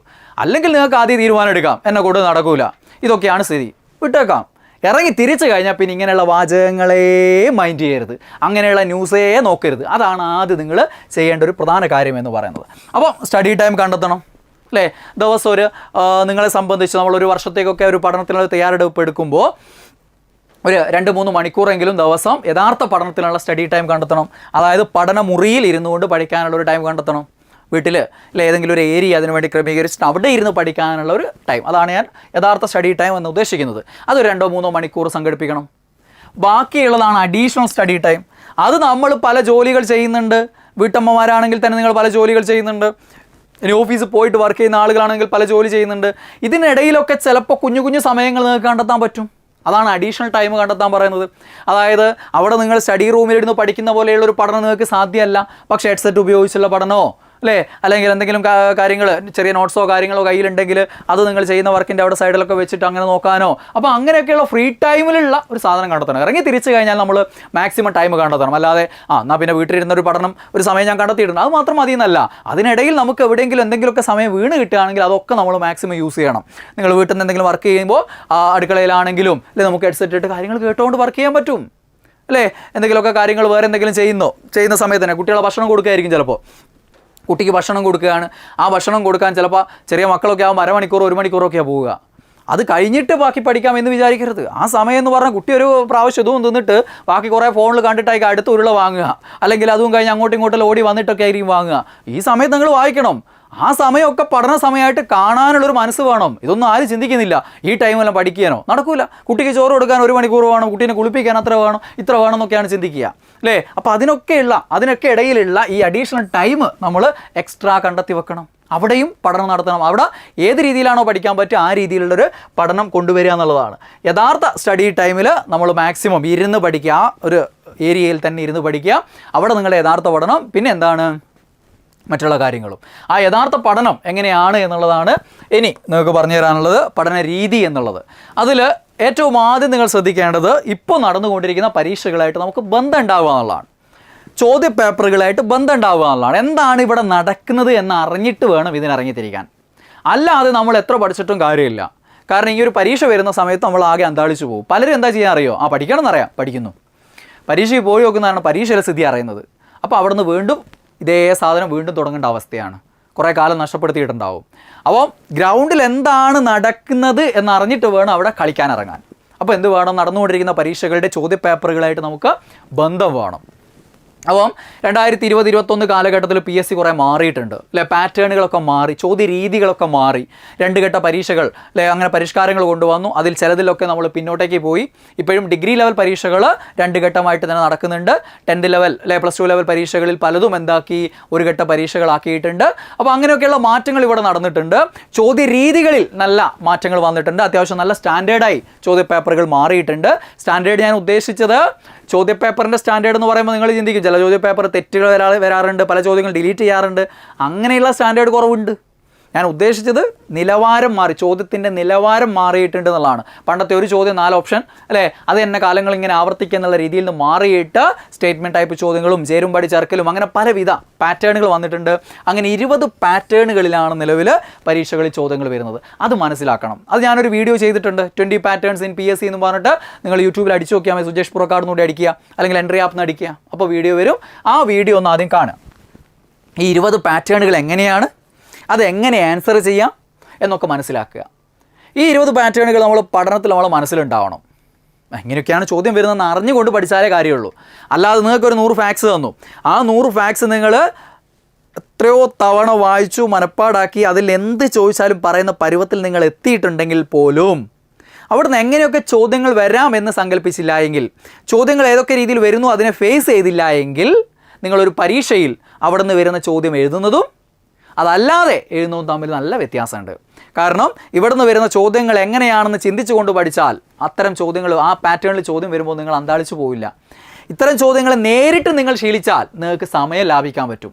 ഈ 2 കാര്യങ്ങളും ചെയ്താൽ മാത്രമാണ് ഇവിടെ നിങ്ങൾക്ക് എന്ത് ചെയ്യാൻ പറ്റും, ഇന്ന് മുന്നേറാൻ പറ്റുള്ളൂ. കാരണം ടൈം മാനേജ്മെൻറ്റ് ഇന്ന് വളരെ പ്രധാനപ്പെട്ട കാര്യമാണ്. പല മെയിൻ എക്സാമുകളാണെങ്കിൽ 1.5 മണിക്കൂറാണ്. മറ്റ് എക്സാമൊക്കെ ഉള്ളത് അത് 1.5 മണിക്കൂറാണ് ഇപ്പോൾ ഉള്ളത്. ആ ഒരു സമയം കൊണ്ട് 100 ചോദ്യങ്ങൾ സ്റ്റേറ്റ്മെൻറ്റ് ടൈപ്പും കാര്യങ്ങളൊക്കെ കൂടുതലുണ്ടെങ്കിൽ അത് പൂർത്തിയാക്കിയാൽ ചിലപ്പോൾ എന്താണ് ഒരു ടാസ്ക്കായി മാറും. അങ്ങനെ ആവുമ്പോൾ ടൈം മാനേജ്മെൻറ്റ് വളരെ പ്രധാനപ്പെട്ട കാര്യമാണ്. അപ്പോൾ അതുകൊണ്ട് എന്ത് ചെയ്യണം, ഇത്തരം ചോദ്യങ്ങൾ രീതികൾ മനസ്സിലാക്കണം. ഓരോ ഏരിയയും പഠിക്കുന്ന സമയത്ത് ഇങ്ങനെയൊക്കെ ചോദ്യങ്ങൾ വരാമെന്ന് സങ്കല്പിക്കണം. മാക്സിമം എക്സാമുകൾ ഓരോ ഭാഗവും പഠിക്കുക. അവിടെ നിന്നുള്ള റിവിഷൻ എക്സാമുകളൊക്കെ ഉണ്ടാവും. ഇപ്പോൾ നമ്മളെ ബാച്ചുകളിലൊക്കെ ആണെങ്കിൽ ആ രീതിയിലാണ് അല്ലെ, പല ബാച്ചുകൾ നമ്മൾ അങ്ങനെ തുടങ്ങാറുണ്ട്. ഇപ്പോൾ തന്നെ 10th ലെവലിൻ്റെയും ഡിഗ്രി ലെവലിൻ്റെയും ലോങ് ടേം ബാച്ചുകൾ നമ്മൾ എൻട്രിയിൽ ആരംഭിക്കുന്നുണ്ട്. അപ്പോൾ അതിലൊക്കെ ആണെങ്കിൽ ഓരോ ദിവസവും പഠിക്കുന്നതായിട്ട് ബന്ധപ്പെട്ട് നിങ്ങൾക്ക് റിവിഷൻ എക്സാമുകൾ ഉണ്ടാവും. അപ്പോൾ അവിടെ നിന്ന് എങ്ങനെയൊക്കെയാണ് ചോദ്യങ്ങൾ വരുന്നതെന്ന് മനസ്സിലാവും. ഇനി നിങ്ങൾ വീട്ടിലിരുന്ന് പഠിക്കുന്ന ആളാണെങ്കിൽ ആ ഒരു ഏരിയ നിങ്ങൾ പഠിച്ചു കഴിഞ്ഞിട്ട് അവിടെ നിന്ന് എങ്ങനെയാണ് ചോദ്യങ്ങൾ വരിക എന്നുള്ളത് നിങ്ങൾ തന്നെ മനസ്സിൽ സങ്കല്പിക്കണം. അല്ലെങ്കിൽ എവിടെ നിന്നെങ്കിലുമൊക്കെ അത്തരം ക്വസ്റ്റ്യൻസ് കളക്ട് ചെയ്ത് നോക്കണം. ഓക്കെ, മാക്സിമം പരീക്ഷകൾ എഴുതണം. ഓക്കെ, അങ്ങനെയാണ് ടൈം മാനേജ് ചെയ്യാൻ പറ്റുള്ളൂ. അപ്പോൾ ഈ 20 പാറ്റേണുകൾ മനസ്സിലാക്കിയിട്ട് വേണം പഠിച്ചു പോകാൻ. ഓക്കെ, ഏറ്റവും പ്രധാനപ്പെട്ട ഒരു കാര്യമാണ് ഞാൻ പറഞ്ഞത്. പിന്നെ PYQൻ്റെ കാര്യം, അതായത് ഞാൻ പറഞ്ഞു ഇറങ്ങിത്തിരിക്കുമ്പോൾ തന്നെ ചോദ്യം, PYQ means previous year question paper. അതാണ് എന്ത് ചെയ്യണം, ചോദ്യങ്ങൾ മനസ്സിലാക്കണം. ഏത് ലെവൽ പരീക്ഷയ്ക്കാണോ, 10th ലെവലാണെങ്കിൽ, LDC ലെവലാണെങ്കിൽ, അല്ലെങ്കിൽ +2 ലെവലാണെങ്കിൽ, ഡിഗ്രി ലെവലാണെങ്കിൽ ആ ലെവൽ പരീക്ഷകളുടെ ക്വസ്റ്റ്യൻ പേപ്പറുകൾ നന്നായിട്ട് മനസ്സിലാക്കണം, കാണണം, കണ്ടിരിക്കണം അല്ലേ. അതിൻ്റെ റേഞ്ച് എന്താണ്, എങ്ങനെയൊക്കെയാണ് വരുന്നത് എന്നുള്ള മനസ്സിലാക്കണം. നമ്മൾ ഇപ്പോഴെന്താണ് സ്ഥിതി എന്നുള്ള മനസ്സിലാക്കണം. ആ രീതിയിൽ ക്വസ്റ്റ്യൻ പേപ്പറുകളെ കൈകാര്യം ചെയ്യണം. അവിടെ നിന്ന് മനസ്സിലായിട്ടുള്ള കാര്യങ്ങളാണ് ഈ 20 പാറ്റേൺ ക്വസ്റ്റ്യൻസ്. അപ്പോൾ അത്തരം ക്വസ്റ്റ്യൻസ് നമ്മൾ എന്ത് ചെയ്യണം, കണ്ട് മനസ്സിലാക്കി വെക്കണം. എന്നിട്ട് വേണം നമ്മൾ എന്ത് ചെയ്യാൻ, പഠിക്കാൻ ഇറങ്ങാൻ. അങ്ങനെ ഓരോ ഏരിയയും പഠിക്കാൻ ഇറങ്ങുന്ന സമയത്ത് ഈ ഇങ്ങനെയൊക്കെ വരാൻ ചോദ്യം എന്നുള്ള ആ ഒരു ചിന്തയിലൂടെ മുന്നോട്ട് പോകണം. ദെൻ പഠിക്കാൻ ഇറങ്ങുമ്പോൾ ഞാൻ എപ്പോഴും നിങ്ങൾക്ക് ഹോട്ട് ടോപ്പിക്സ് ആണ് ഇപ്പോൾ അല്ലേ, PSCയുടെ ഈ മാറ്റത്തിന് ശേഷം ഹോട്ട് ടോപ്പിക്സ് ആണ്. പണ്ട് ഞാൻ പഠിക്കാൻ പറയില്ല, പ്രീവിയസ് ഇയർ ക്വസ്റ്റ്യൻ പേപ്പർ മുഴുവൻ നോക്കാനാണ് പറയുക. കാരണം എന്താ, ഇഷ്ടംപോലെ റിപ്പീറ്റേഷൻ ഉണ്ടാവും. പണ്ട് നിങ്ങൾ അതായത് 2020-21 കാലഘട്ടത്തിന് മുമ്പ് നിങ്ങൾ ഫസ്റ്റ് സ്റ്റെപ്പ് എടുക്കാൻ ഞാൻ നിങ്ങളോട് പറഞ്ഞിട്ടുണ്ടാവുക പ്രീവിയസ് ഇയർ ക്വസ്റ്റ്യൻ പേപ്പറാണ്. അങ്ങനെ ഒരു 10-15 കൊല്ലത്തെ അല്ലെങ്കിൽ 10 കൊല്ലത്തെ പ്രീവിയസ് ഇയർ ക്വസ്റ്റ്യൻ പേപ്പർ പഠിച്ചാൽ അവിടെ നേരെ നിങ്ങൾക്ക് PSC പരീക്ഷയിൽ 80% ചോദ്യങ്ങൾ കിട്ടുമായിരുന്നു. അതായിരുന്നു അന്ന് സ്ഥിതി. ഇന്ന് സ്ഥിതി മാറി. ഇന്ന് ആവർത്തനങ്ങൾ കുറഞ്ഞു. സ്റ്റേറ്റ്മെൻറ്റ് ടൈപ്പൊക്കെ ആകുമ്പോൾ ചോദ്യങ്ങൾ ആവർത്തിക്കുന്നത് എണ്ണം കുറയും. അപ്പോൾ പുതിയ പുതിയ ചോദ്യങ്ങൾ ഇങ്ങനെ കൂടുതൽ വരും. കുറച്ച് ബുദ്ധിമുട്ടുള്ള ചോദ്യങ്ങളൊക്കെ ആയിരിക്കും. അപ്പോൾ നമ്മൾ ഈ പ്രീവിയസ് ഇങ്ങനെ പഠിച്ചുകൊണ്ട് കാര്യമില്ല. പ്രീവിയസ് വെറും ഐഡിയ ഉണ്ടാക്കാൻ വേണ്ടി മാത്രം നോക്കുക എന്നുള്ളതാണ്. അതിന് മുമ്പേ നമ്മൾ ചെയ്യേണ്ട ഒരു പ്രധാന കാര്യം എന്താണ്, ഹോട്ട് ടോപ്പിക്സുകളാണ്. ഇത് ഓരോ ലെവൽ പരീക്ഷയുടെ ഹോട്ട് ടോപ്പിക്സുകൾ എന്നുള്ള രീതിയിൽ പല വീഡിയോസും ഞാൻ ചെയ്തിട്ടുണ്ട് അല്ലേ. ഇപ്പോൾ എൻ്റെ ബാച്ചിൽ തന്നെയാണെങ്കിൽ ഞാൻ ആ രീതിയിലാണ് ഇപ്പോൾ സ്റ്റാർട്ട് ചെയ്യാറ്. അതായത് ഏറ്റവും കൂടുതൽ PSC ആവർത്തിക്കുന്ന കുറേ ചോദ്യ ഏരിയകളുണ്ട്. ആ ഏരിയകൾ ആദ്യം അങ്ങ് പഠിക്കും. അപ്പോൾ നമുക്കൊരു പ്രത്യേകതയുണ്ട്, നമുക്ക് എപ്പോഴും നമ്മൾ ചെയ്യുന്ന കാര്യത്തിൽ ഔട്ട്പുട്ട് കിട്ടിയാൽ മാത്രമാണ് നമുക്ക് മുന്നോട്ട് പോകാനുള്ളൊരു താല്പര്യം ഉണ്ടാവുള്ളൂ. അല്ലേ? നിങ്ങളിങ്ങനെ പഠിക്കുന്നു, ഏതെങ്കിലും ഒരു പരീക്ഷ നടത്തുമ്പോൾ അതിന് മാർക്കൊന്നും കിട്ടുന്നില്ല എങ്കിലേ എന്തേ പരിപാടി ചെയ്ത് എനിക്കിട്ട് പഠിച്ചിട്ട് മാർക്ക് കയറുന്നില്ലല്ലോ, ടച്ച് പോയേക്കാന്നുള്ളൊരു മെൻറ്റാലിറ്റി ഉണ്ടാവുക. അതേസമയം ഇത്തരം ഹോട്ട് ടോപ്പിക്സുകൾ പഠിച്ചാലുള്ള ഗുണം എന്താ? സ്ഥിരം പരീക്ഷയിൽ ആവർത്തിക്കുന്നതല്ലേ. അപ്പോൾ നിങ്ങൾ ഏതെങ്കിലും ഒരു പ്രീവിയസ് ക്വസ്റ്റ്യൻ പേപ്പറൊക്കെ അവിടെ നിന്ന് ഇവിടെ നിന്നൊക്കെ കണ്ടാൽ അവിടെ കുറേ അറിയുന്ന ചോദ്യങ്ങൾ കാണും. അപ്പോൾ ഞാനിതിന് ഇറങ്ങി തിരിച്ചപ്പോൾ തന്നെ കുറേ ചോദ്യങ്ങൾ എനിക്ക് പഠിക്കാൻ പറ്റിയല്ലോ, ഞാൻ അറിയുന്ന ചോദ്യങ്ങളൊക്കെ പരീക്ഷയിൽ വരുന്നുണ്ടല്ലോ എന്നുള്ളൊരു കോൺഫിഡൻസ് വരും, മുന്നോട്ട് പോകാൻ പറ്റും. അതുകൊണ്ട് തന്നെ ഹോട്ട് ടോപ്പിക്സുകൾ അത് ഞാൻ 10th ലെവലിനും +2 ലെവലിനും ഡിഗ്രി ലെവലിനൊക്കെ പല വീഡിയോസ് മുമ്പ് ചെയ്തിട്ടുണ്ട്. ഒന്നുകിൽ അതൊക്കെ കണ്ടെത്തി സ്വന്തമായിട്ട് നിങ്ങൾക്ക് പഠിക്കാം, അല്ലെങ്കിൽ നമ്മുടെ ബാച്ചിൽ ചേർന്നിട്ട് കൃത്യമായിട്ട് ആ രീതിയിൽ പഠിച്ചു പോകാൻ പറ്റും. ഒരു വർഷത്തേക്കുള്ള ബാച്ചുകൾ നമ്മൾ സ്റ്റാർട്ട് ചെയ്യുന്നുണ്ട്. അപ്പോൾ എന്ത് ചെയ്യാം? ഹോട്ട് ടോപ്പിക്സുകൾ, ആ ഹോട്ട് ടോപ്പിക്സുകൾ ആദ്യം പഠിക്കുക. അങ്ങനെയുള്ള ഒരു 10-20 ഹോട്ട് ടോപ്പിക്സ് പഠിച്ചാൽ തന്നെ നിങ്ങൾക്ക് 10-15 മാർക്കുകൾ പെട്ടെന്ന് കയറിങ് പോരും. നിങ്ങളൊന്ന് ആലോചിക്കണം. ഈ 20 ടോപ്പിക്സിന് പകരം നിങ്ങളൊരു പുസ്തകം എടുത്ത് വെച്ചിട്ട് അതിൻ്റെ 1ാമത്തെ പേജ് മുതൽ വായിക്കുകയാണെങ്കിൽ ഇതേ ടൈം എത്രയാണോ എടുക്കുന്നത് അത്രയും ടൈം എടുത്ത് നിങ്ങൾ കുറേ പേജുകൾ വായിച്ചിട്ടുണ്ടാവും. നിങ്ങൾക്ക് കടന്നു വരുന്ന ചോദ്യങ്ങളുടെ എണ്ണം ചിലപ്പോൾ 1-2 ആയിരിക്കും. അതേസമയം ഞാനീ തരുന്ന 20 ഹോട്ട് ടോപ്പിക്സുകളാണ് അല്ലെങ്കിൽ 15 ഹോട്ട് ടോപ്പിക്സുകളാണ് നിങ്ങൾ പഠിക്കുന്നതെങ്കിൽ മാർക്കിൻ്റെ എണ്ണം വ്യത്യാസമാണ്. 15-20 മാർക്കാണ് ഒറ്റയടിക്ക് കയറി വരിക. അപ്പോൾ നമുക്ക് എളുപ്പത്തിൽ സ്ഥിരം ആവർത്തിക്കുന്ന ഏരിയകൾ ആദ്യം പ്രധാനപ്പെട്ട ഏരിയകൾ ആദ്യം പഠിച്ചു പോകുക എന്നുള്ളതാണ് ഏറ്റവും പ്രധാന കാര്യം. ദെൻ സ്റ്റഡി പ്ലാനിൽ ശ്രദ്ധിക്കേണ്ട കാര്യം ഇൻ ഡെപ്ത് സ്റ്റഡി എന്നുള്ളതാണ്. പണ്ടത്തെ രീതിയല്ല ഇപ്പോൾ. ചോദ്യപേപ്പറുകൾ ഒക്കെ മാറി. പണ്ടായിരുന്നെങ്കിൽ നമുക്ക് എന്ത് ചെയ്യാം? നിങ്ങൾക്ക് ഇഷ്ടം പോലെ ഇങ്ങനെ വായിച്ചു പോകും. ഒരു ദിവസം തന്നെ നിങ്ങൾക്ക് ഹിസ്റ്ററി വായിക്കാം, ജോഗ്രഫി വായിക്കാം, സയൻസ് വായിക്കാം, കണക്ക് വായിക്കാം, ഇംഗ്ലീഷ് വായിക്കാം, മലയാളം വായിക്കാം, അവിടുന്ന് ഇവിടുന്ന് എന്തെങ്കിലുമൊക്കെ വായിക്കാം, അവിടുന്ന് ഇവിടുന്നൊക്കെ എന്തെങ്കിലുമൊക്കെ വരികയും ചെയ്യായിരുന്നു. റിപ്പീറ്റേഷൻ അല്ലേ? പക്ഷെ ഇപ്പോൾ സ്ഥിതി അതല്ല. ഇപ്പോൾ പഠിക്കുന്ന ഏരിയ നല്ല ഡെപ്തിൽ പഠിച്ച് മനസ്സിലാക്കി ഒരു സാധനം അവിടെ നിന്ന് ചോദിച്ചാലും നമ്മൾ തെറ്റിക്കില്ല എന്നുള്ള ഉറപ്പോട് കൂടി വേണം നിർത്തിപ്പോവാൻ. അപ്പോൾ അങ്ങനെയുള്ള ഓരോ ഏരിയകളും കൃത്യമായിട്ട് തീർക്കുക. പഠിക്കുന്നത് കംപ്ലീറ്റ് പഠിക്കുക എന്നുള്ളതാണ് ഇപ്പോൾ പ്രാധാന്യം കൊടുക്കേണ്ടത്. അതുകൊണ്ട് നിങ്ങൾ ഒരു ദിവസം തന്നെ 5-10 വിഷയങ്ങളൊക്കെ പഠിക്കുന്നത് ഇന്നത്തെ കാലഘട്ടത്തിൽ തെറ്റായ രീതിയാണ്. ഇപ്പം നിങ്ങൾ ശരിക്കും എന്താ ചെയ്യേണ്ടത്? ഇറങ്ങി തിരിച്ചു കഴിഞ്ഞാൽ ഒരു ടോപ്പിക് എടുക്കുകയാണെങ്കിൽ ആ ടോപ്പിക് കംപ്ലീറ്റ് ചെയ്യുക. അല്ലാതെ ആ ടോപ്പിക്കിൻ്റെ ഒരു 10 പോയിന്റ് ഇന്ന് പഠിച്ചിട്ട് അന്ന് വേറെ 10 പോയിന്റ് പഠിക്കുന്നു, വേറെ ടോപ്പിക്കിൻ്റെ 10 പോയിന്റ്, അവസാനം അവിയിൽ പരുവാകുകയും ചെയ്യും. കുറച്ച് ദിവസം കഴിയുമ്പോൾ ഒന്നും ഉണ്ടാകുകയില്ല. ആ പഠിക്കുന്ന സാധനം ക്ലിയർ ആക്കി പഠിച്ചു പോകുക. അവിടെ നിന്ന് എങ്ങനെ ചോദ്യം വന്നാലും ആൻസർ ചെയ്യാവുന്ന രീതിയിലേക്ക് ലെവലാക്കി പോവുക. അങ്ങനെയുള്ള ഒരു ഇൻഡെപ്ത് സ്റ്റഡിയാണ് നമുക്ക് ഇന്ന് വേണ്ടത്. അത് നിങ്ങൾ വീട്ടിലിരുന്ന് പഠിക്കുന്ന ആളുകളാണെങ്കിൽ ഒരു ഏരിയ പഠിക്കുമ്പോൾ ആ ഏരിയയിൽ SCERT കാര്യങ്ങൾ പഠിക്കണം, ആ ഏരിയയിൽ നോൺ SCERT എന്തൊക്കെ ചോദ്യങ്ങൾ ചോദിക്കുക അതൊക്കെ പഠിക്കണം, അല്ലേ? PSC പ്രീവിയസ് ഇയർസ് മുൻകാലങ്ങളിൽ എന്തൊക്കെ ചോദിച്ചിട്ടുണ്ടോ അതൊക്കെ പഠിക്കണം. അതൊക്കെ മനസ്സിലാക്കിയിട്ട് അതൊക്കെ പഠിച്ചിട്ടാണ് ഓരോ ഏരിയയും കടന്നു പോകേണ്ടത്. അങ്ങനെയുള്ള ഒരു സ്റ്റഡി പ്ലാനാണ് ഇപ്പോൾ വേണ്ടത്. അല്ലാതെ പണ്ടത്തെ പോലെ അവിടെ നിന്ന് ഇവിടെ നിന്നൊക്കെ എന്തെങ്കിലും കിട്ടുന്ന അല്ലെ ഒരു ഉപരിപ്ലവമായിട്ടുള്ള അറിവ് കൊണ്ട് ഇന്ന് PSC നേടാൻ പറ്റില്ല. എന്ത് വേണം? ഇൻ ഡെപ്ത് സ്റ്റഡി ഓരോ ഏരിയകളും നടത്തിയാൽ മാത്രമാണ് നമുക്ക് എന്ത് ചെയ്യാൻ പറ്റുള്ളൂ? ജോലിയിലേക്ക് എത്താൻ പറ്റുള്ളൂ. ദെൻ ഏറ്റവും പ്രധാന മറ്റൊരു ഘടകമാണ് റിവിഷൻ. അതേപോലെ തന്നെ റിവിഷൻ എക്സാമുകളും. നമ്മൾ ഓരോ ഏരിയയും പഠിക്കുമ്പോൾ ആ പഠിച്ച കാര്യങ്ങളിൽ നിന്നുള്ള ചോദ്യങ്ങൾ എങ്ങനെ വരും എന്നുള്ള പരിശോധിക്കപ്പെടുന്നതാണ് റിവിഷൻ എക്സാമുകൾ എന്ന് പറയുന്നത്. അപ്പോൾ അതിന് കുറച്ച് ഡേ ഒക്കെ എടുത്തിട്ട് നമ്മൾ ഒരു പ്രത്യേക ദിവസങ്ങളിലേക്ക് എത്തുമ്പോൾ അല്ലെങ്കിൽ പ്രത്യേക ടേം എത്തുന്ന സമയത്ത് നമ്മൾ ആ പഠിച്ച കാര്യങ്ങൾ എന്ത് ചെയ്യണം? റിവിഷൻ ചെയ്യണം. അതിൻ്റെ എക്സാമുകൾ അറ്റൻഡ് ചെയ്യണം. ആ രീതി വളരെ പ്രധാനപ്പെട്ടാണ്. അല്ലാണ്ട് എല്ലാം ഞാൻ പഠിച്ചു ഒരു കാര്യമില്ല. സൈക്കോളജി പഠിച്ച ആളുകൾക്കറിയാം ഇത്ര ദിവസം കഴിയുമ്പോൾ ഇത്ര പോവും, ഇത്ര ശതമാനം പോവും, അല്ലേ? ഒരു മാസം കഴിയുമ്പോൾ ഇത്ര പോവും, ഒരു 6 മാസം കഴിയുമ്പോൾ ഇത്ര പോവും, അവസാനം ഒന്നുമില്ലാത്ത അവസ്ഥ വരും. അപ്പോൾ പഠിച്ച കാര്യങ്ങളൊക്കെ നമ്മൾ ഇടയ്ക്കിടയ്ക്ക് എന്ത് ചെയ്യേണ്ടി വരും? റിവിഷൻ ചെയ്യേണ്ടി വരും. റിവിഷൻ എക്സാമുകൾ അറ്റൻഡ് ചെയ്യണം. അതൊക്കെ അതിൻ്റെ കൂടെ നടന്നു പോകേണ്ട കാര്യങ്ങളാണ്. പിന്നെ മോഡൽ എക്സാമുകൾ തുടക്കത്തിൽ നിങ്ങൾ ചെയ്യേണ്ട. കാരണം നമ്മൾ ചെയ്ത് നോക്കുമ്പോൾ ഒന്നും കിട്ടാനുണ്ടാവില്ല, അല്ലേ? നിങ്ങളൊരു പരീക്ഷ അറ്റൻഡ് ചെയ്യുന്നു, ഒന്നും അറിയാതെ നിങ്ങൾ ഇന്ന് ഇറങ്ങിത്തിരിച്ച ഒരാൾ നാളെ ഒരു മോഡൽ എക്സാം എഴുതിയാലുള്ള സ്ഥിതി എന്താ? കിട്ടുന്ന മാർക്ക് ഒന്നും ഉണ്ടാവില്ല. മാർക്ക് അങ്ങോട്ട് കൊടുക്കേണ്ടി വരും, നെഗറ്റീവായിരിക്കും. 3-4 പരീക്ഷ എഴുതിയിട്ട് വേണ്ടി വരും കടം വീടാൻ. ഓക്കെ, നമ്മൾ നിർത്തിപ്പോവും, മടുപ്പായിരിക്കും. അയ്യോ എനിക്ക് പറ്റുന്ന പണിയല്ല എന്ന് വിചാരിച്ച് നമ്മൾ എന്ത് ഇട്ടേച്ച് പോവും. അതുകൊണ്ട് തുടക്കത്തിലെ മോഡൽ എക്സാമിലേക്ക് നമ്മൾ പോകേണ്ട ആവശ്യമില്ല. കുറച്ച് അങ്ങോട്ടേക്ക് എത്തുമ്പോൾ നമുക്കൊരു ലെവലൊക്കെ ആകുന്ന സമയത്താണ് നമ്മൾ മോഡൽ എക്സാമുകൾ ചെയ്തു പോകേണ്ടത്. ആ രീതിയിലാണ് മോഡൽ എക്സാമിനെ കാണേണ്ടത്. അല്ലെങ്കിൽ നിങ്ങൾക്ക് എന്ത് വേണം? തിരിച്ചറിവ് വേണം. ഞാനിപ്പം പഠിച്ചു തുടങ്ങിയിട്ടേ ഉള്ളൂ, എക്സാം എഴുതിയാലും എനിക്ക് ഇത്രയേ കിട്ടുള്ളൂ. പക്ഷേ എക്സാം എഴുതുന്നത് ഗുണകരമാണ് മറ്റു പല രീതികളിലും. അതുകൊണ്ട് എക്സാം അറ്റൻഡ് ചെയ്യണം. കിട്ടുന്ന മാർക്ക് എന്നെ സംബന്ധിച്ച് വിഷയമല്ല. ആ ചിന്താഗതി നിങ്ങൾക്കുണ്ടെങ്കിൽ ധൈര്യമായിട്ട് എക്സാം എഴുതാം. അതില്ല, നിങ്ങൾ എന്താണ് അയ്യോ ഇതാണ് സ്ഥിതി എന്ന് വിചാരിച്ച് ഇട്ടേച്ച് പോകുന്ന ഒരാളാണെങ്കിൽ നിങ്ങൾ തുടക്കത്തിൽ മോഡൽ എക്സാം എഴുതാൻ നിൽക്കുകയേ ചെയ്യരുത്. Then time management. ഞാൻ ഇതെല്ലാം കൂടെ പറഞ്ഞതിൽ ഉൾപ്പെടുന്നൊരു സാധനമാണിത്. ഇന്നത്തെ കാലഘട്ടത്തിൽ ഇത് അത്യാവശ്യമാണ്. നിങ്ങൾ പഠിക്കുന്നു, റിവിഷൻ ചെയ്യുന്നു, അല്ലേ? ഇതൊക്കെ നടത്തുന്നു. പക്ഷേ നിങ്ങൾ കളം അറിഞ്ഞ് കളിച്ചില്ലെങ്കിൽ, അതായത് എക്സാമുകൾ എഴുതി നന്നായിട്ട് പരിശീലിച്ചില്ല എങ്കിൽ നിങ്ങൾക്ക് സമയത്തിൻ്റെ പ്രശ്നം വരും. നിങ്ങൾ വിചാരിക്കും ഞാൻ പഠിച്ചിട്ടുണ്ടല്ലോ, റിവിഷൻ ചെയ്തിട്ടുണ്ടോ, അവിടെ നിന്നുള്ള എല്ലാ കാര്യങ്ങളും എനിക്കറിയാലോ എന്നും വിചാരിച്ചിരിക്കും. പരീക്ഷയിൽ നോക്കുമ്പോൾ നിങ്ങൾക്ക് അറിയുന്ന കാര്യങ്ങളൊക്കെ തന്നെയായിരിക്കും, പക്ഷേ പൂർത്തിയാക്കാനുള്ള സമയമില്ലാത്തൊരവസ്ഥ വരും. അതുകൊണ്ട് ഈ ടൈം മാനേജ്മെൻറ്റ് വളരെ പ്രധാനപ്പെട്ട കാര്യമാണ്. അതിൽ അങ്ങനെ ഒരു സാധനത്തിലേക്ക്, അതായത് ഈ ഒരു ടൈമിനുള്ളിൽ നമുക്കിത് പൂർത്തീകരിക്കണമെങ്കിൽ പല കാര്യങ്ങൾ ശ്രദ്ധിക്കാനുണ്ട്. അതിൽ ഉൾപ്പെടുന്ന കുറച്ച് കാര്യങ്ങളാണ് ഓൾറെഡി ഞാൻ നിങ്ങളോട് പറഞ്ഞിട്ടുള്ളത്. നമ്മൾ പഠിക്കുന്ന സമയത്ത് ഈ രീതി ചോദ്യങ്ങൾ ഉണ്ടാക്കി ശീലിക്കണം, മാക്സിമം മോഡൽ എക്സാമുകൾ എഴുതണം എന്നൊക്കെയുള്ള കാര്യങ്ങൾ. വേറെ ടൈം മാനേജ്മെൻറ്റുമായി ബന്ധപ്പെട്ടുള്ള ഇഷ്ടംപോലെ കാര്യങ്ങളുണ്ട്. അത് ഇപ്പോൾ നിങ്ങളോട് പറഞ്ഞിട്ട് കാര്യമില്ല. എക്സാമൊക്കെ അടുക്കുന്ന സമയങ്ങളിൽ നിങ്ങളൊരു ഒരു ലെവലിലേക്ക് എത്തിയതിന് ശേഷം നിങ്ങൾക്ക് പറഞ്ഞു തരേണ്ട കുറേ കാര്യങ്ങളുണ്ട്. അങ്ങനെയുള്ള വീഡിയോസൊക്കെ ഞാൻ മുമ്പ് ചെയ്തിട്ടുണ്ട്. നിങ്ങൾക്ക് വേണ്ടിയൊക്കെ ഇനി പിന്നീട് ചെയ്യുകയും ചെയ്യും. ഓക്കെ, അപ്പം അത് ഒരു പ്രധാന കാര്യമാണ്. അതുകൊണ്ട് സ്പീഡ് കൂട്ടാൻ വേണ്ടിയിട്ട്, അക്യുറസി സ്പീഡ് കൂട്ടാൻ വേണ്ടിയിട്ട് നമ്മൾ എന്ത് ചെയ്യണം? മാക്സിമം എക്സാമുകൾ എഴുതി തന്നെ ചെയ്യണം. അല്ലാതെ പഠിച്ചിട്ടും റിവിഷൻ ചെയ്തിട്ടുകൊണ്ട് മാത്രം കാര്യമില്ല. അന്തിമമായി വിജയം തീരുമാനിക്കപ്പെടുക. നിങ്ങൾ തുല്യരിൽ ചിലർ ഒന്നാമനായിട്ട് മാറുന്നത് അവരെത്രത്തോളം യഥാർത്ഥ പരീക്ഷ എഴുതി ശീലിച്ചിട്ടുണ്ട് എന്നുള്ളതിനനുസരിച്ചിരിക്കും. ഓക്കെ, ദെൻ അടുത്തത് സ്റ്റഡി പ്ലാനിൽ ശ്രദ്ധിക്കേണ്ട കാര്യം, നിങ്ങൾ ഇപ്പോൾ വീട്ടമ്മമാരായാലും പ്രൈവറ്റ് ജോലി ചെയ്യുന്ന ആളുകളായാലും നിങ്ങൾക്ക് 10th ലെവൽ എക്സാമിന് തയ്യാറെടുക്കാം, +2 ലെവൽ എക്സാമിന് തയ്യാറെടുക്കാം, ഡിഗ്രി ലെവൽ എക്സാമിന് തയ്യാറെടുക്കാം. നിങ്ങളുടെ യോഗ്യത അനുസരിച്ച് നിങ്ങൾ ഇതിലേത് പരീക്ഷയ്ക്കും തയ്യാറെടുക്കുന്ന ആളുകൾ നിങ്ങളുടെ കൂട്ടത്തിലുണ്ടാവും. അപ്പോൾ 10th ലെവൽ പരീക്ഷയ്ക്കാണെങ്കിൽ നിങ്ങൾക്ക് ഒരു കൃത്യമായ സിലബസിൽ ആ സിലബസ് കൃത്യമായി ഫുൾ നമ്മൾ കവർ ചെയ്ത് പഠിച്ചെങ്കിൽ മാത്രമാണ് ഇന്നത്തെ കാലത്ത് നമുക്ക് ആദ്യ റാങ്കുകൾ നേടാൻ പറ്റുള്ളൂ.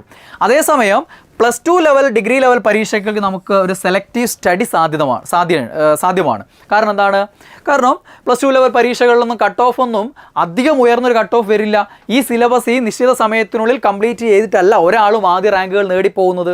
ഡിഗ്രി ലെവൽ +2 ലെവൽ പരീക്ഷകളിലൊക്കെ അവിടെ ഒരു സെലക്റ്റീവ് സ്റ്റഡി ഉണ്ട്. GK ചില പ്രത്യേക ഏരിയകളൊക്കെ ഏറ്റവും ഇമ്പോർട്ടൻ്റ് ആയിട്ടുള്ള ഓരോ കാലഘട്ടത്തിലും ഏറ്റവും ഇമ്പോർട്ടൻ്റ് ആയിട്ടുള്ള മാറി ചോദ്യങ്ങൾ വരുന്ന ഹോട്ട് ടോപ്പിക്സുകൾ പ്രത്യേകം പഠിച്ചെടുക്കുക.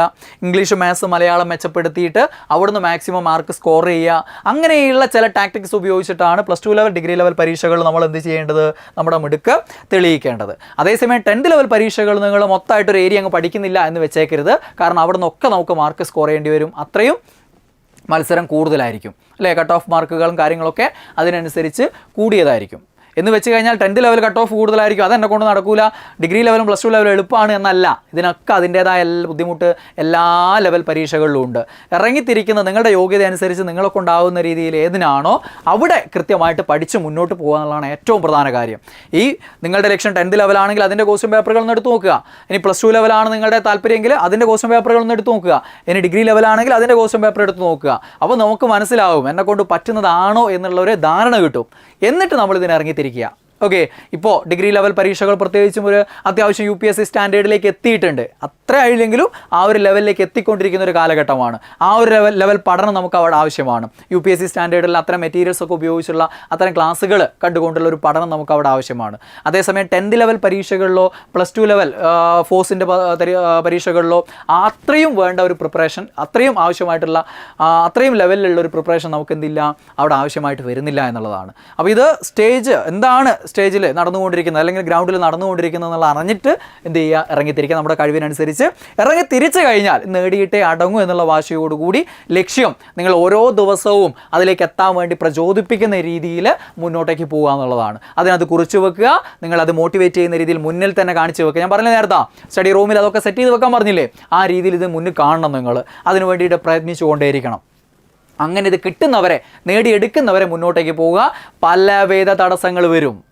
കുടുംബക്കാരിൽ നിന്നും നാട്ടുകാരിൽ നിന്നും വീട്ടുകാരിൽ നിന്നൊക്കെ പലവിധ പ്രശ്നങ്ങൾ അറിഞ്ഞും അറിയാതെയുമുള്ള പല പ്രശ്നങ്ങൾ നിങ്ങൾ നേരിടേണ്ടി വരും. പലവിധ സാഹചര്യങ്ങൾ നിങ്ങൾക്ക് നേരിടേണ്ടി വരും. ഇതിനൊക്കെ ഓവർകം ചെയ്തുകൊണ്ട് നമുക്ക് മുന്നോട്ട് പോകണം. ഇങ്ങനെയുള്ള എല്ലാ തടസ്സങ്ങളും അതിജീവിച്ച് തന്നെയാണ് എല്ലാ ആളുകളും ജോലി നേടിയിട്ടുള്ളത്. നിങ്ങൾ വീട്ടമ്മമാർ, മറ്റ് ജോലി ചെയ്യുന്ന ആളുകളായതുകൊണ്ട് തന്നെ നിങ്ങൾക്ക് ആ തടസ്സങ്ങൾ മറ്റുള്ളവരെക്കാളും കൂടുതലായിരിക്കും. കാരണം എന്താ?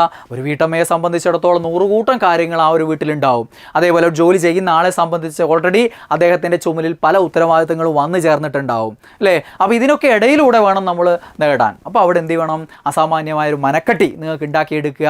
ദൃഢനിശ്ചയത്തോടെ ഇറങ്ങിത്തിരിക്കുക.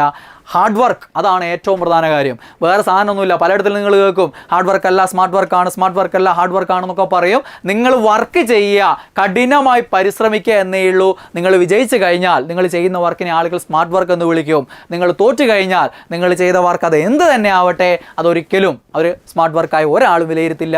നിങ്ങളുടെ പ്രയത്നം വൃഥാവിലായി എന്ന് മാത്രമേ ഉള്ളൂ. നിങ്ങൾ വിജയിച്ചു കഴിഞ്ഞാൽ നിങ്ങൾ പറയുന്നതാണ് പിന്നെ സ്മാർട്ട് വർക്കും ഹാർഡ് വർക്കും ഒക്കെ. നിങ്ങൾ എന്താണോ പറയുന്നത് അത് കേൾക്കാൻ 100 ആളുകൾ ഉണ്ടാവും. അപ്പോൾ അങ്ങനെയുള്ള ഒരു അവസരം നിങ്ങൾക്ക് എല്ലാവർക്കും കൈവരുന്നൊരു ദിവസം ഉണ്ടാവട്ടെ. ഇപ്പോൾ വീട്ടിൽ ഇരിക്കാൻ ചുമതലപ്പെട്ടു പോയ, അല്ലേ, യോഗ്യതയുണ്ടായിട്ടും അടുക്കളയിൽ ജീവിതം ഹോമിക്കപ്പെട്ടു പോയ, അല്ലെങ്കിൽ നിർബന്ധിതമായി ഒരു സാധാ ജോലി അല്ലെങ്കിൽ ഇഷ്ടപ്പെടാത്തൊരു കൂലിപ്പണി അല്ലെങ്കിൽ പ്രൈവറ്റ് ജോലി ചെയ്ത് കൊണ്ട് ജീവിക്കുന്ന ആളുകളാണെങ്കിൽ നിങ്ങൾ ആഗ്രഹിക്കുന്ന ആ ഒരു സർക്കാർ ജോലിയിലേക്ക് എത്താൻ, ഞാൻ അവിടെ ഗ്രൗണ്ട് സ്റ്റേജ് എന്താണെന്നുള്ള ഞാൻ പറഞ്ഞിട്ടുണ്ട്. ഇവിടെ ലക്ഷങ്ങൾ മത്സരിക്കുന്നുണ്ട്, ആയിരങ്ങൾക്കേ കിട്ടുള്ളൂ. ഇതൊന്നും പറയാതെ വെറുതെ ഇവിടെ വരുന്നവനൊക്കെ ജോലി എന്നൊന്നല്ല നമ്മൾ പറയുന്നത്. കൃത്യമായി കാര്യങ്ങൾ പറഞ്ഞു തരും. ഇറങ്ങി തിരിച്ചു കഴിഞ്ഞാൽ അതിന് നിങ്ങളെ കൂടെ ഉണ്ടാവും. ഓക്കെ, അത് നിങ്ങൾ നേടുന്നവരെ നിങ്ങളുടെ കൂടെ ഞങ്ങൾ എല്ലാവരും ഉണ്ടാവും. അതിന് വേണ്ട നിർദ്ദേശങ്ങളും കാര്യങ്ങളൊക്കെ ആയിട്ട് നമ്മളൊക്കെ ഇവിടെ ഉണ്ടാവും. അപ്പോൾ എല്ലാവർക്കും എല്ലാവിധ ആശംസകളും നേരുന്നു. ഇനി പഠിക്കാനുള്ള ദിവസങ്ങളാണ് നമുക്ക് മുന്നോട്ടേക്ക്, അല്ലേ. ഇറങ്ങിത്തിരിക്കുമ്പോൾ 2-3 മാസം മുന്നേ അവിടെ 2 മാസം കഴിഞ്ഞിട്ടൊരു എക്സാം ഉണ്ട്. അതിന് വേണ്ടി ഞാനങ്ങ് ശ്രമിച്ച് അത് കിട്ടുമോ നോക്കാം. അത് കിട്ടിയില്ലെങ്കിൽ ഇതിനിറങ്ങിത്തിരിക്കാം. എന്നിട്ട് വീണ്ടും ഒരു എക്സാം വരുമല്ലോ, ആ ഡേറ്റ് അത് പഠിക്കാം. ആ ഒരു എക്സാം നടക്കുന്നവർ അത് പഠിക്കാം. എന്നിട്ട് വേറെ നോക്കാം. ഇങ്ങനെ വിചാരിച്ച ഒന്നും കിട്ടാത്ത അവസ്ഥയാണ് ഉണ്ടാവുക. നമുക്കിതിനൊരു ടൈം വേണം. ആ ടൈം നിശ്ചയിച്ച് ആ ഒരു ദീർഘകാല പഠനം, ആ ഒരു പഠനം നടത്തി കഴിഞ്ഞാൽ പിന്നെ ഉണ്ടല്ലോ, ആ കാലഘട്ടത്തിൽ വരുന്ന ഏത് എക്സാം ആയാലും നിങ്ങൾ എഴുതി കഴിഞ്ഞാൽ ലിസ്റ്റിലുണ്ടാവും. ഇങ്ങനെയാണ് ഓരോ ആളുകളും കൂടുതൽ എണ്ണം ലിസ്റ്റിൽ കയറുന്നത്. അപ്പോൾ അവരെ നമ്മൾ കുറ്റം പറയാനോ നമ്മളെ സമയം ഉപയോഗിക്കുക. 100 ലിസ്റ്റിലുണ്ട്, എന്നിട്ടോ ഒരു ലിസ്റ്റ് അങ്ങനെ മറ്റുള്ളവന് കിട്ടട്ടെ മറിച്ചവന് കിട്ടട്ടെ പറഞ്ഞാൽ അന്നേരം ഭയങ്കര ഉപദേശമായിരിക്കും, അല്ലേ. ഇയാൾ 10-25 ലിസ്റ്റ് അല്ലെങ്കിൽ 30 ലിസ്റ്റ് കയറിയിട്ട് എന്തിനാ, ആകെ ഒരു ജോലിയല്ലേ ചെയ്യാൻ പറ്റുള്ളൂ, ബാക്കിയുള്ളവൻ്റെ അവസരം നഷ്ടപ്പെടുത്തട്ടെ എന്ന് പറഞ്ഞാൽ അയാൾ ഉപദേശിക്കാനൊക്കെ നമ്മൾ പോകും. പക്ഷെ അതല്ല വേണ്ടത്. അതെങ്ങനെയാണ് അയാൾ എത്തുന്നത്? അയാൾ പഠിച്ച് അല്ലേ, ആ ഒരു ദീർഘകാലത്തെ പഠനം കൊണ്ടുള്ള ആ ഒരു ലെവലിൽ എത്തുമ്പോൾ അയാൾ എഴുതുന്ന ഏത് എക്സാമിലും അയാൾ വന്നു പോകും, അയാൾ വരും. അല്ലാതെ ഒന്നിലെഴുതി വെറുതെ ഇങ്ങനെ എണ്ണം കൂട്ടാൻ വേണ്ടി എഴുതുന്നതായിരിക്കില്ല. ആ ഒരു ലെവലിൽ എത്തിക്കഴിഞ്ഞാൽ പിന്നെ എഴുതുന്ന എല്ലാ എക്സാമിൻ്റെ ലിസ്റ്റിലും ഉണ്ടാവും. അങ്ങനെയാണ് ആളുകൾ എത്തുന്നത്. അപ്പോൾ ആ ഒരു കാലഘട്ടത്തിലേക്ക് പഠിക്കാൻ ഇറങ്ങി നന്നായിട്ട് പഠിക്കുക എന്നുള്ളതാണ് നിങ്ങൾ ചെയ്യേണ്ടത്. അല്ലാതെ ഓരോ ടൈമിലും വരുന്ന എക്സാം അതിൻ്റെ 2 മാസം മുന്നേയുള്ള പഠനം നടത്തുന്നു, തോറ്റു കഴിഞ്ഞാൽ അടുത്ത നോട്ടിഫിക്കേഷൻ വരാൻ കാത്തിരിക്കുന്നു, അതിന് പഠിക്കുന്നു, അല്ലേ, കിട്ടുന്നില്ല, വീണ്ടും അടുത്തതിന് നോക്കുന്നു. ഈ രീതിയാണ് നിങ്ങളെങ്കിൽ നിങ്ങൾക്ക് PSC എന്നും കിട്ടാക്കനിയായിരിക്കും. എന്നും നമ്മൾ കിട്ടിയവരെയും, അല്ലേ, സർക്കാരിനെയും PSCയെ ഒക്കെ കുറ്റം പറഞ്ഞ് ജീവിക്കേണ്ടി വരും. അതങ്ങനെയും കിട്ടൂല. പാർട്ടിക്കാർക്കേ കിട്ടുള്ളൂ, മറ്റോനെ കിട്ടുള്ളൂ, മറിച്ചോനെ കിട്ടുള്ളൂ, അല്ലേ. ഇത് 3 കൊല്ലം നോക്കിയിട്ടും കിട്ടാത്തവനുണ്ട്, 10 കൊല്ലം നോക്കിയിട്ടും കിട്ടാത്തവനുണ്ട്. ഇതൊക്കെ വെറും ഭാഗ്യപരീക്ഷണാടോ, ഇപ്പം നിയമനമില്ലടോ, നിയമന നിരോധാടോ, ഇങ്ങനെയൊക്കെ ഓരോന്നും പറഞ്ഞ് വെറുതെ കമൻറ്റ് ഇട്ട് നടക്കേണ്ടി വരും. അപ്പോൾ അങ്ങനെ ആവാതെ നോക്കുക. നിങ്ങളുടെ ലക്ഷ്യം ഇതാണെങ്കിൽ, ഇതിനിറങ്ങിത്തിരിക്കാൻ നിങ്ങൾ തയ്യാറാണെങ്കിൽ, പഠിക്കാൻ നിങ്ങൾ തയ്യാറാണെങ്കിൽ, അതിനുള്ള സമയവും കഴിവും നിങ്ങൾക്കുണ്ടെങ്കിൽ എന്ത് ചെയ്യാം, മറ്റുള്ളവരുടെ വാചക കസർത്തുകൾ കേൾക്കാതെ മുന്നോട്ട് പോവുക എന്നുള്ളതാണ് ലക്ഷ്യം. നേടുന്നവരെ മുന്നോട്ട് പോവുക. അതിന് നിങ്ങളുടെയൊക്കെ കൂടെ ഞാനും എൻ്റെ ഉള്ള മറ്റ് അധ്യാപകരൊക്കെ നിങ്ങളുടെ കൂടെ ഉണ്ടാവും. എല്ലാവർക്കും ഓൾ ദ ബെസ്റ്റ്.